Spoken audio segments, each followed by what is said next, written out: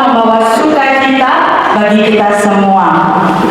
Kita akan sama-sama belajar pada hari ini tentang kasih dan kesetiaan. Biasanya tema ini kalau tentang kasih dan kesetiaan biasanya untuk pernikahan, begitu ya, untuk keluarga, untuk pasangan suami istri. Tetapi sebenarnya kasih dan kesetiaan itu selalu kita baca dan selalu kita dapatkan di dalam Alkitab, khususnya kasih dan kesetiaan Tuhan. Baik, kita membuka dari Amsal pasal 3 ayatnya yang ketiga sampai keempat. Ya. Amsal pasal 3 ayat 3 sampai 4. Hanya 2 ayat saja, mari kita membacanya dengan lantang dan saya mengundang kita semua bangkit berdiri. Mari kita membaca bersama Amsal 3 ayat 3 hingga 4. 2, 3. Janganlah kiranya kasih dan setia meninggalkan engkau. Kalungkanlah itu pada lehermu, tuliskanlah itu pada loh hatimu. Maka engkau akan mendapat kasih dan penghargaan dalam pandangan Allah serta manusia. Puji Tuhan, amin. Silakan dulu Bapak Ibu. Siapa di sini yang ingin mendapat penghargaan? Hanya 3 orang, 4 orang, 5 orang? Iya. Atau ada yang tidak ingin, atau ada yang bingung? Kira-kira penghargaan apa ya? Gitu ya. Ya. Saya pernah atau sering mendapatkan bahwa anak-anak di sini berprestasi, ya, seperti Redwell, Rika, Yohanes pernah mendapatkan penghargaan. Mungkin yang tidak ketahui banyak juga ya, Fiona mendapat penghargaan. Yang pasti orang mendapat penghargaan karena suatu perjuangan, betul? Dan itu mengalahkan banyak orang. Tidak ada yang namanya penghargaan itu ujuk-ujuk, ya, santai-santai lalu tiba-tiba dapat penghargaan. Tidak ada. Seorang suami yang akan memberi penghargaan kepada istri karena ada sesuatu yang dilakukan istri, betul?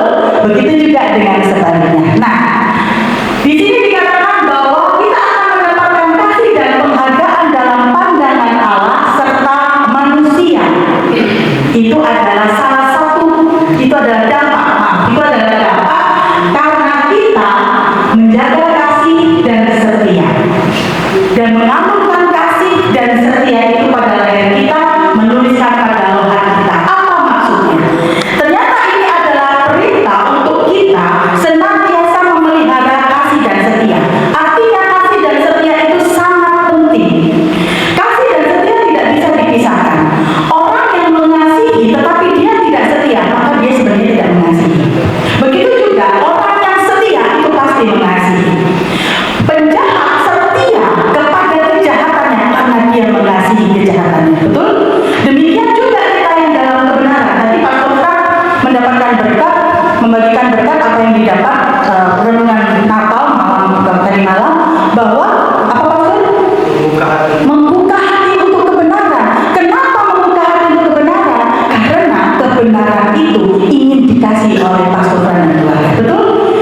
Begitu juga dengan orang-orang yang di luar Tuhan. Pasti ada sesuatu yang menjadi alasan untuk orang itu setia dan mengasihi. Nah, yang kedua, artinya kalungkan itu pada lehermu dan tuliskan itu pada loh hatimu. Apa maksudnya? Bapak Ibu siapa di sini yang pakai kalung? Ya, pakai kalung. Kalau pakai kalung, kira-kira berusaha ditutupi atau diperlihatkan? Diperlihatkan ya. Kalau ditutupi buat apa pakai kalung? Kenapa diperlihatkan? Karena sesuatu yang indah. Jadi yang namanya kasih dan setia itu Tuhan mengatakan kalungkan itu pada lehermu. Artinya tunjukkan selalu dalam setia perilaku hidupmu. Ada orang yang mengatakan aku mengasihi dia, tapi aku nggak bisa menunjukkan. Itu bukan mengasihi.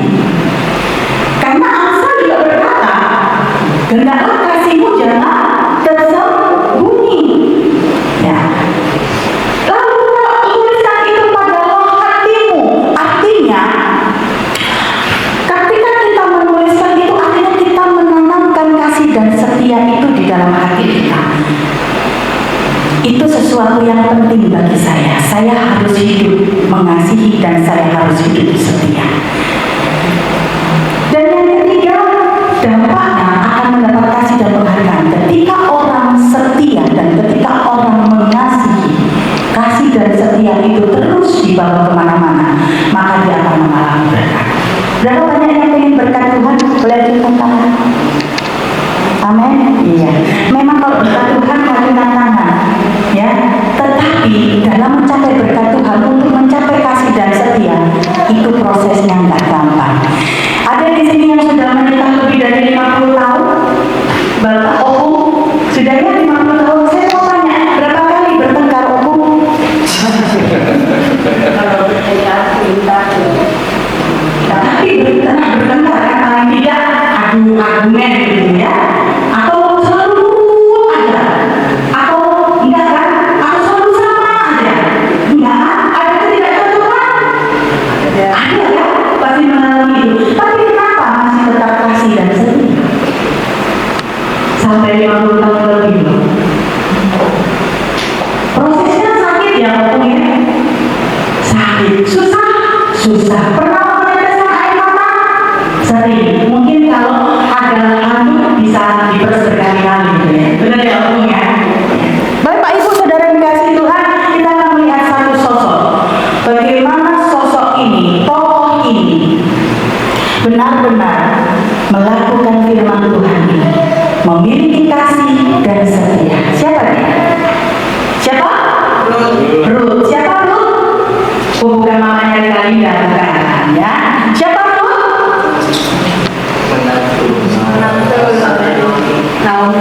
Dia nggak bisa jawab berarti belum sekolah minggu. Siapa dulu? Istri Boaz. Apa lagi? Menantu Naomi. Ada lagi? Bukan dari Boaz. Oke. Pak satu langsung sudah. Next. Ruth ini adalah wanita Moab, Bapak Ibu. Ya, wanita Moab. Siapa itu Moab? Bapak Ibu kalau tahu atau ingat cerita tentang Lot yang bersetubuh dengan anaknya. Jadi Lot ini diperkosa anak perempuannya. Ya, ini kejahatan yang luar biasa dan akhirnya melahirkan Moab. Karena hubungan terlarang dan ada dosa di situ melanggar firman Tuhan, sehingga Moab ini menjadi bangsa yang dikutuk oleh Tuhan. Kalau mau hidup diberkati, jangan melakukan sesuatu yang keji di hadapan Tuhan. Nah, Moab adalah bangsa yang mendapat kutukan Allah karena prosesnya dia. Yang kedua, cara hidupnya. Bangsa Moab adalah bangsa yang sangat sombong dengan kekuatannya. Bangsa Moab adalah bangsa yang tidak mau membantu, khususnya tidak mau membantu bangsa Israel. Sehingga di situ Allah menimpakan hukuman kepada bangsa Moab. Bahkan Allah mengatakan dalam Amos 1 ayat 13 bahwa bangsa ini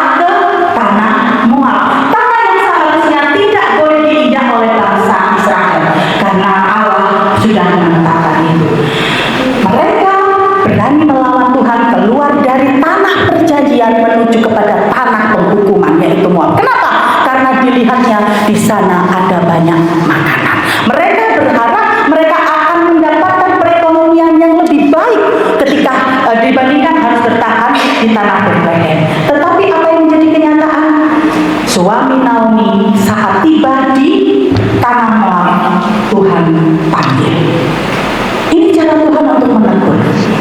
Tetapi apa yang dilakukan Naomi? Naomi tetap tinggal di Moab. Dan apa yang dilakukan? Ingat, bangsa Israel tidak diperkenan bersentuhan, berkawan, berteman saja tidak boleh. Naomi justru mengizinkan dua anak laki-lakinya menikah dengan bangsa Moab, bangsa kafir yang dikutuk Tuhan.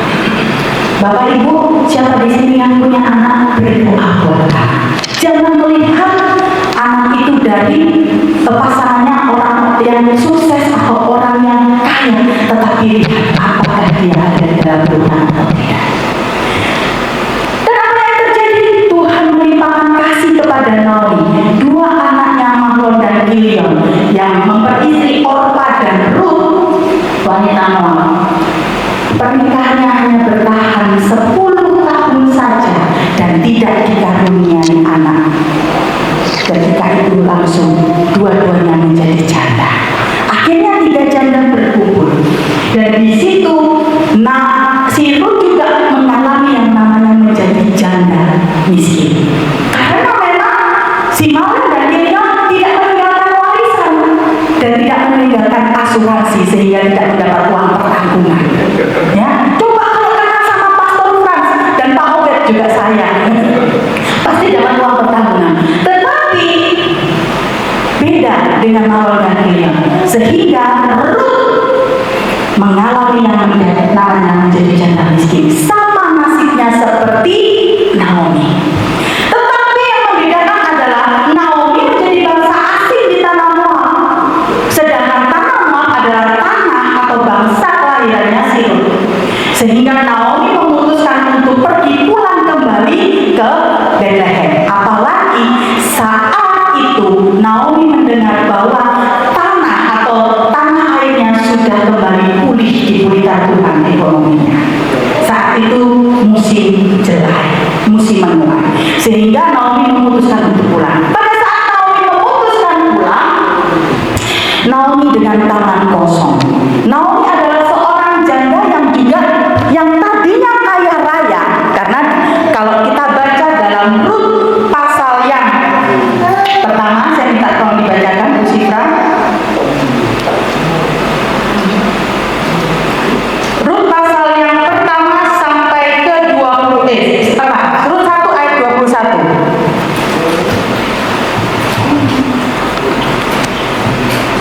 Rut pasal 1 ayat 21, dengan tangan yang penuh aku pergi, tetapi dengan tangan yang kosong Tuhan memulangkan aku.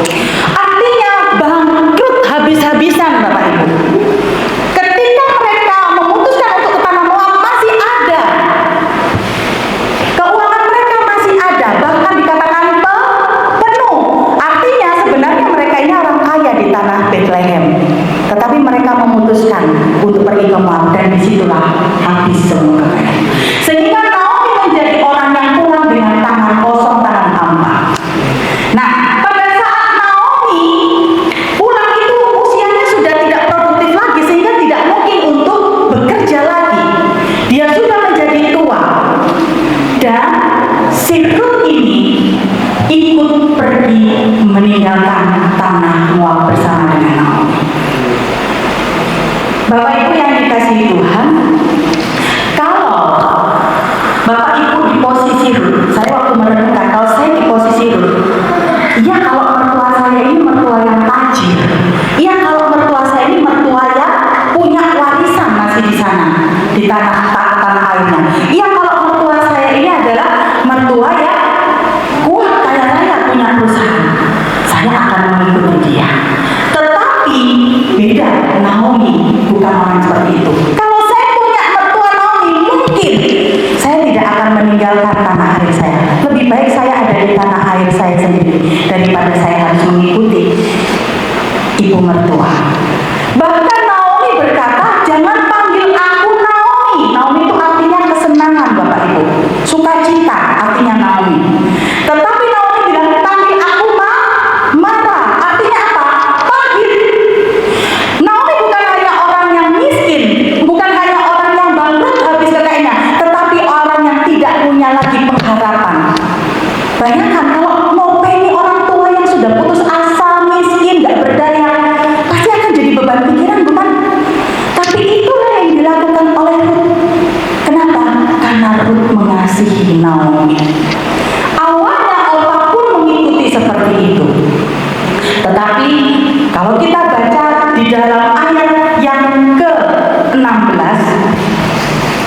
Saya minta Rut 1 ayatnya yang ke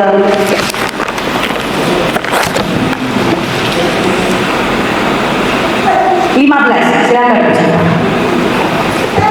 Berkatalah Naomi, telah pulang iparmu kepada bangsanya dan kepada para lawannya. Pulanglah mengikuti iparmu itu. Akhirnya si Orpa yang tadinya mengikuti Naomi, namun ketika Naomi mematahkan semangatnya Orpa, yang dilakukan adalah Orpa kembali pulang. Apakah Orpa tidak mengasihi Naomi? Ketika ia memutuskan untuk Naomi, aku ikut bersamamu pulang, itu sudah menunjukkan kasihnya. Bahkan itu diakui di ayat yang ke-8 oleh Naomi. Naomi berkata bahwa kamu itu sudah menunjukkan kasih setiamu kepadaku. Kalian, maksudnya kalian berdua. Dan kasih setia Orpa dan Rut diakui oleh Naomi. Tetapi yang membedakan kasih Naomi dengan kasih Orpa adalah kualitasnya. Ketika Orpa dipatahkan semangat untuk tidak mengikuti Naomi, Orpa pakai akal pikirannya. Iya ya, lebih baik aku pulang. Lebih baik aku kembali ke orang tuaku daripada mengikuti Naomi. Tapi Rut dikatakan, Rut tetap setia mengikuti Naomi. Berikutnya, inilah yang dilakukan atau kualitas kasih dan setia Rut. Kasih setia Rut itu meneladani Kristus. Yang pertama, kasih dan kesetiaan Rut itu tidak mengenal syarat dan ketentuan, tidak mengenal kondisi. Dikatakan di Rut 1 ayat 7 sampai 17. Silakan Bu Sita. Mari kita baca Rut 1 ayat 7 sampai 17. Rut 1 ayat 7 sampai 17. Maka berangkatlah ia dari tempat tinggalnya itu bersama-sama dengan kedua menantunya. Ketika mereka sedang di jalan untuk pulang ke tanah Yehuda, berkatalah Naomi kepada kedua menantunya itu, pergilah, pulanglah masing-masing ke rumah ibunya. Tuhan kiranya menunjukkan kasih-Nya kepadamu, seperti yang kamu tunjukkan kepada orang-orang yang telah mati itu dan kepadaku. Kiranya atas karunia Tuhan kamu mendapat tempat perlindungan masing-masing di rumah suaminya. Lalu diciumlah mereka, tetapi mereka menangis dengan suara keras dan berkata kepadanya, tidak, kami ikut dengan engkau pulang kepada bangsamu. Tetapi Naomi berkata, pulanglah anak-anakku, mengapa kamu turut dengan aku? Bukankah tidak akan ada lagi anak laki-laki yang kulahirkan untuk dijadikan suamimu nanti? Pulanglah anak-anakku, pergilah, sebab sudah terlalu tua aku untuk bersuami. Seandainya pikirku ada harapan bagiku, dan sekalipun malam ini aku bersuami, bahkan sekalipun aku masih melahirkan anak laki-laki, masakan kamu nanti sampai mereka dewasa? Masakan karena itu kamu harus menahan diri dan tidak bersuami? Janganlah kiranya demikian anak-anakku, bukankah jauh lebih pahit yang aku alami daripada kamu, sebab tangan Tuhan racun terhadap aku.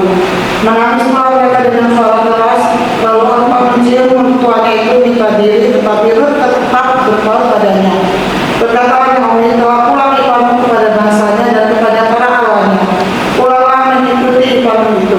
Tetapi kata Rut, janganlah desa aku meninggalkan engkau dan pulang dengan tidak mengikuti engkau, sebab kemana engkau pergi, ke situ juga aku pergi, dan di mana engkau bermalam, di situ juga aku bermalam. Bangsamu lah bangsaku dan Allahmu lah Allahku.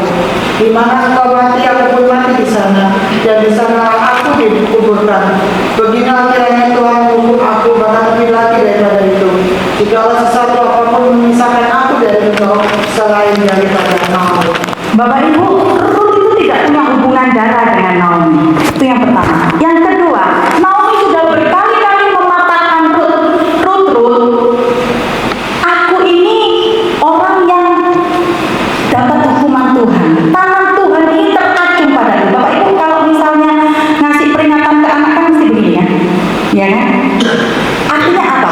Itu Naomi berada di dalam peringatan Tuhan. Hidupnya di dalam hukuman Tuhan. Itu yang diyakini oleh Naomi. Sehingga dikatakan, kamu masih lebih enak, kamu janda, tapi kamu bisa nikah lagi. Kalau aku gak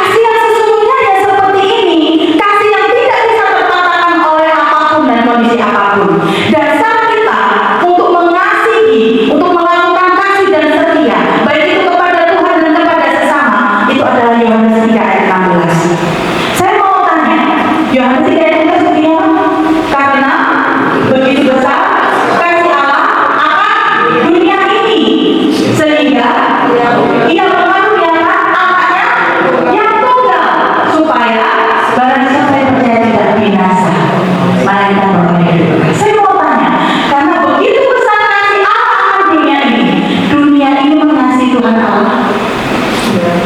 Dunia ini mengharap kedatangan Tuhan Allah. Dunia ini menerima kehadiran Kristus. Tetapi mengapa Tuhan tetap mengasihi dan datang ke dunia? Karena kasih, dan itulah kasih. Dan Ruth sudah melakukan itu. Ketika tidak ada alasan apapun bagi Ruth untuk mendapatkan sesuatu dari Naomi, di situ Ruth mengambil keputusan. Kenapa? Karena Ruth bukan melihat apa yang menjadi kewenangan Naomi, tetapi Ruth melihat siapa Allah Naomi. Ruth mendapatkan anugerah. Inilah orang yang bisa mengasihi orang lain tanpa mengharapkan bisa mendapatkan balasan, karena sudah melihat keselamatan dari Tuhan. Sehingga kasih diri nonton information, tidak ada syarat, tidak ada ketentuan. Kalau sekarang banyak orang yang ikut Tuhan itu karena sesuatu yang sudah dilakukan Tuhan dalam hidupnya, bukan melihat karya keselamatan, tetapi karena Tuhan sudah memberkati hidupnya secara materi, menyembuhkan sakitnya, bahkan mungkin pergumulannya dijawab, doanya dijawab. Sehingga ketika dalam satu kondisi doa tidak dijawab, apa yang diharapkan tidak didapatkan, kasih dan kesetiaan kepada Tuhan semakin mudah. Bahkan melihat kok jadi orang Kristen begini-begini saja, melihat di luar lebih enak, orang yang nggak percaya Kristus lebih enak, sehingga ia meninggalkan kasih dan setia kepada Tuhan. Begitu juga dengan kondisi kita, kasih dan kesetiaan kepada pasangan, kepada anak. Bagaimana kalau pasangan kita menyakiti hati kita seperti dunia sudah menyakiti Tuhan? Bagaimana pasangan kita tidak memberi apa yang kita inginkan? Apakah kita masih kasih dan setia kepada Dia? Yang kedua, dalam Rut 1 ayat 14 tadi dikatakan Rut berpaut. Bapak Ibu, artinya berpaut itu sama seperti Kristus. Berpaut itu masuk. Kalau Bapak Ibu nyantolkan, ya, nyantolkan sesuatu, kalau tidak benar-benar masuk, apa yang terjadi? Pasti jatuh kan? Pasti jatuh kan? Kalau yang namanya berpaut itu seperti ini. Kalau cuma begini aja, ini pasti jatuh. Banyak orang Kristen merasa berpaut, tapi hanya di sini, cuma nempel saja, tapi tidak masuk. Orang Kristen yang masuk kepada Tuhan bukan masuk dalam berkatnya saja, tapi juga masuk di dalam karyanya Tuhan. Prosesnya Tuhan itu sangat indah. Tidak melihat prosesnya, tapi melihat kekuatan Tuhan. Tadi pujian dikatakan bahwa kekuatan harapan Tuhan berikan. Allah kita itu Immanuel. Tapi banyak orang yang nggak berpaut nempel di sini, nggak merasakan Immanuel. Sehingga mana Allah Immanuel? Usahaku begini-begini saja. Mana Allah Immanuel? Doaku tidak dijawab. Mana Allah Immanuel? Anakku, istriku, suamiku tidak berubah. Mana Allah Immanuel? Karena Dia tidak berpaut. Tetapi Rut berpaut kepada Naomi sehingga masuk dalam penderitaan. Naomi mengatakan, aku ini orang penghukuman, dihukum Tuhan. Rut berani berkata, kalau engkau dihukum, aku pun juga dihukum. Wah, biasa Bapak Ibu, bisa masuk, mau masuk dalam penderitaan yang dialami oleh Naomi. Yang ketiga, Rut rela berkorban. Rut ini gak hanya ikut tinggal terus leye-leye di rumah. Rut sadar bahwa Naomi sudah tidak bisa bekerja lagi dan butuh makan, sehingga dia berani berkorban untuk mencari nafkah. Tidak mudah bagi Rut untuk bekerja di tanah Israel. Kenapa? Karena dia bangsa asing, Bapak Ibu. Ingat, Israel dan Moab itu tidak boleh bersama-sama. Sehingga memang tidak diceritakan, cuma saya membayangkan bisa jadi ketika Rut memutuskan untuk cari kerja, di situ Rut bilang,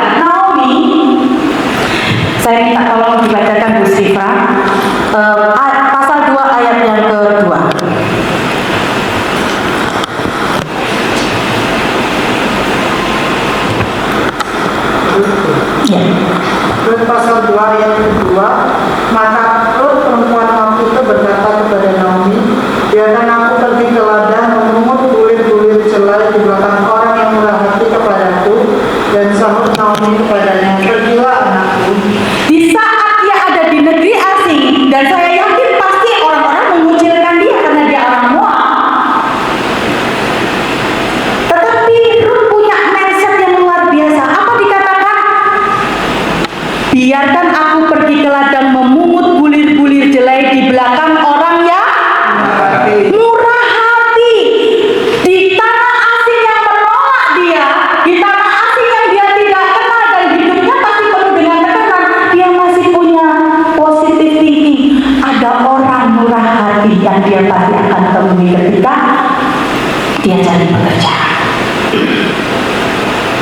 Tentunya saya yakin ketika Naomi berkata pergilah anakku, hatinya was-was karena tahu ini anak Moab ini wanita Moab, nggak punya sanak saudara, nanti ada apa sama Ruth. Tetapi Ruth ini luar biasa Bapak Ibu, sehingga dengan imannya dia berani bekerja, dia rela berkorban. Dan kalau Bapak Ibu baca, Ruth ini bekerjanya bukan asal-asalan, dia bekerja dari pagi sampai malam dan tidak berhenti, dan itu dilihat oleh semua orang, lebih rajin daripada orang-orang yang seharusnya tinggal di situ. Dan Ruth tidak memungut jelai dari yang merancang di tanah, dia memungut yang jatuh. Ya, jadi kalau misalnya orang sudah panen terus dibawa ada yang jatuh kan, itu sama orang Israel memang tidak diambil karena itu untuk orang-orang yang bukan pekerja di situ, orang-orang miskin, tetapi orang Israel. Tapi Ruth memberanikan diri, itu tanda kerendahan hatinya Ruth. Dia tidak memaksakan, dia tahu posisinya, dia bukan orang Israel. Dia memungut apa yang tidak dipungut oleh orang miskin, orang Israel yang miskin. Dia tidak mengambil haknya orang lain. Dan di situ terlihat ketulusan oleh Boaz, si pemilik. Dan apa yang menjadi imannya Ruth benar, bahwa ada orang yang murah hati, bukan orang yang sembarangan, justru pemiliknya sendiri. Ruth berani menderita untuk Naomi. Yang keempat, Ruth berkata bahwa tidak ada yang bisa memisahkan aku dari engkau. Sama seperti Kristus yang sudah rela berkorban bagi kita. Memang Ruth tidak memberikan nyawanya untuk mati, tetapi keputusan Ruth meninggalkan bangsanya, keputusan Ruth meninggalkan orang tuanya, keputusan Ruth mengasihi Naomi yang tidak punya apa-apa, keputusan Ruth untuk berjuang demi hidup Naomi, itu merupakan pengorbanan. Sama seperti Kristus rela turun dari surga buat kita orang yang berdosa, mengundi kita Bapak Ibu, orang berdosa yang seharusnya binasa. Dan ini menjadi perenungan saya dengan Natal. Firman yang jadi manusia, diam di antara kita untuk memberikan hidup kekal. Itulah makna Natal. Sekalipun gak ada saudara yang datang ke rumah saya, beda dengan Billy, beda dengan Bu Sari, ya, banyak saudara yang datang. Tapi saya bilang cukup Kristus yang datang kepada saya. Dan saya mau terus datang kepada Kristus. Karena kalau saya nggak datang sama Kristus, saya mati. Bapak Ibu, Ruth menyatakan setia sampai mati. Ada orang yang mengatakan ini kepada saya, Berlin, dulu itu ya, dia itu melayani Tuhan, sangat mengasihi Tuhan. Waduh, dia rajin sekali, gak hanya ke gereja, tapi dia juga melayani Tuhan. Dia tidak pernah absen dalam ibadah. Tapi kok tiba-tiba ganti server ya, berarti dia sudah gak mengasihi Tuhan. Betul atau salah? Betul atau salah? Berarti keselamatannya hilang ya, betul atau salah? Salah. Orangnya yang sejati loh, rajin. Pendetanya belum datang, dia sudah datang.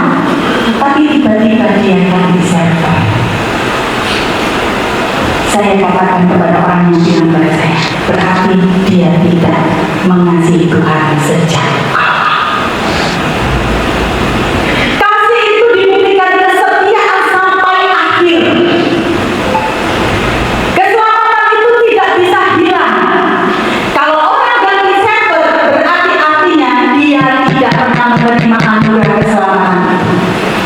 Rut membuktikan ketika dia menerima anugerah keselamatan, dia mengasihi sampai akhir. Dan pernyataan imannya itu dibuktikan sampai seumur hidupnya. Tidak ada tertulis dan dikatakan Rut ganti server kembali kepada Samuel. Tidak. Dia tetap menjadi umat pilihan Tuhan.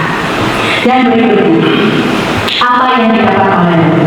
Tadi di Amsal 3 ayat 3 sampai 4, orang yang memelihara kasih dan setia, dia akan mendapatkan penghargaan dan kasih dari Allah dan manusia. Yang pertama, Rut mendapat pengakuan dan kasih dari orang-orang yang sebenarnya dia tidak boleh mendapatkan.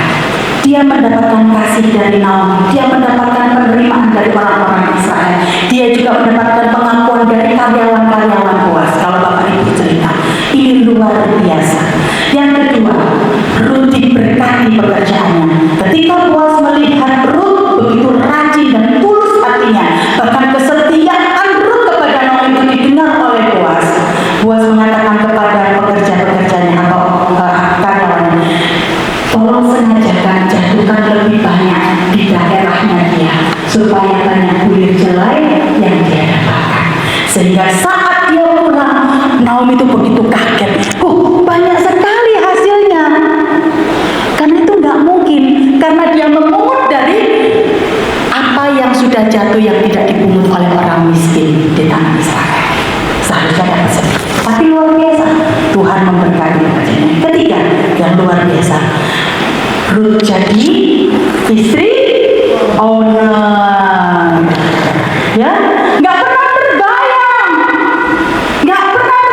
bagi Rut untuk bisa menjadi istri pengusaha sukses. Boaz ini pengusaha sukses, Bapak Ibu, di tanah Betlehem itu. Tetapi kasih dan kesetiaan Rut yang dilihat oleh Boaz sehingga Boaz mau mempersunting Rut. Berikutnya, kasih dan penghargaan yang Rut dapat dari Allah. Yang pertama, Rut mendapat anak laki-laki. Saya minta Bu Sifra membaca pasal keempat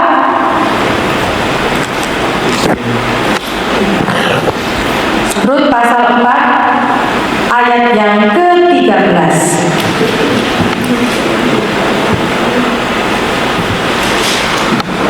Rut pasal 4 ayat yang ke-13. Lalu Boaz mengambil Rut dan perempuan itu menjadi istrinya dan dihampirinya dia. Maka atas karunia Tuhan perempuan itu mengandung lalu melahirkan seorang anak laki-laki. Berapa lama waktunya? Berapa lama waktunya untuk berdapat anak? Saya itu membayangkan sekali dihampiri langsung hamil. Betul ya? Kan dari dikatakan waktunya. Dihampiri langsung hamil. Luar biasa ya. Padahal di pernikahan sebelumnya berapa lama pernikahannya? 10 tahun. Bu Sari ini untuk mendapat anugerah Tuhan berapa lama, Bu? 6 tahun. 6 tahun dapat anugerah. Saya 1,5 tahun aja sudah rasanya nangis terus sama Tuhan minta seorang anak. Ya. Apalagi Bu Sari. Apalagi Rut. 10 tahun mungkin saat itu ya, kalau saya mendramatisir ketika saya baca ceritanya Rut ini dari pasal 1 sampai pasal 4. Mungkin Rut itu begini, Pak Boaz, kamu yakin tak nikah sama saya? Kemungkinan loh, saya ini mandul. Benar nggak? Karena 10 tahun. Dan saat itu belum ada USG, Bapak Ibu. Belum ada. Ya, kalau sekarang enak ada. Periksa dokter, program ini, program itu, begitu ya. Zaman dulu nggak ada. Pak Boaz, kamu yakin tak nikah sama saya? Saya ini orang Moab. Saya orangnya ditolak oleh Israel. Saya cuma orang miskin. Saya cuma pemungut jelai. Dan saya kemungkinan saya ini mandul. Karena 10 tahun nikah, di pernikahan saya pertama, saya nggak ada anak. Tapi luar biasa karunia Tuhan ya. Ketika menikah dengan Boaz, Allah memberikan penghargaan kepada Rut. Langsung mendapat anak laki-laki. Bagi bangsa Israel zaman dahulu, anak laki-laki pertama itu adalah anak yang menjadi berkah. Dan memang betul, kalau Bapak Ibu baca di ayat 14, 15, 16,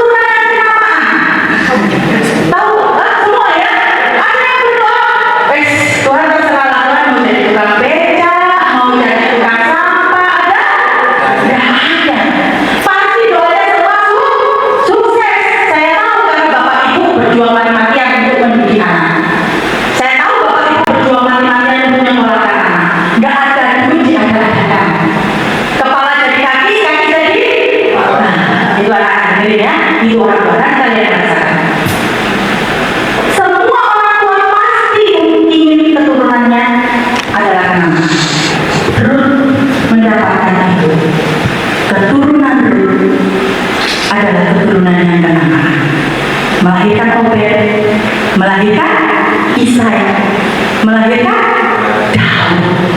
Daud ini luar biasa ya. Kristus anak Daud, luar biasa. Apakah saat itu belum ada? Sudah tidak ada. Tapi saya percaya nanti suatu saat ketika kita berkumpul, Ruth pasti bersyukur. Tuhan makasih ya, keturunanku ternyata Kristus. Dan luar biasanya banyak, ada 5 wanita dalam silsilah Tuhan Yesus, dan semua wanitanya hidupnya punya masa lalu yang tidak baik. Tetapi Ruth ini luar biasa Bapak Ibu. Dia bukan hanya menjadi nenek moyang Kristus, tapi dia juga tercatat sebagai kita. Ada 2 wanita yang menjadi lipat dalam kitab Perjanjian Lama. Selain Ruth ada Esther. Esther tercatat, tapi dia tidak masuk dalam nenek moyang Kristus. Maria, Tamar, Rahab itu tercatat dalam silsilah Tuhan Yesus, tapi tidak menjadi kita. Bahkan Maria yang dipercaya Allah untuk melahirkan Sang Mesias tidak mendapatkan kitab tersendiri. Luar biasa dia. Kenapa dia kasih dan tetap setia? Bapak Ibu, apa yang menjadi dasarnya? Kesimpulan, Ruth mendapat kasih dan penghargaan Allah dan manusia bukan karena dia cantik, bukan karena dia hebat, tapi dia punya kasih dan kesetiaan. Kasih dan kesetiaannya meneladani kasih dan kesetiaan Kristus. Ruth tidak melihat masa lalunya, Ruth tidak melihat siapa dirinya yang berkuat, Ruth tidak melihat kondisi ekonominya, Ruth tidak melihat kondisi sekitar, tapi yang Ruth lihat karya Allah luar biasa. Demikian juga dengan kita. Masuk 2025, sudah baca TikTok, sudah baca IG, apa yang dikatakan? 2025, jangan beli apapun, nabung yang banyak, masa krisis sampai 2027. Mau percaya dengan itu atau mau percaya dengan Tuhan? Mau tetap mengasihi dan setia pada Tuhan atau mau ragu-ragu? Sehingga cari pengertian sendiri seperti Naomi ketika menghadapi masa sulit. Ruth menghadapi masa sulit, dia tidak pernah mengeluh. Justru dia punya positif thinking. Ada orang yang murah hati yang akan memberikan jelai padaku. Biarlah itu yang menjadi panutan kita, teladan kita untuk menghadapi 2025. Tetap mengasihi, tetap setia. Amin. Saya minta Pak Teguh untuk berdoa.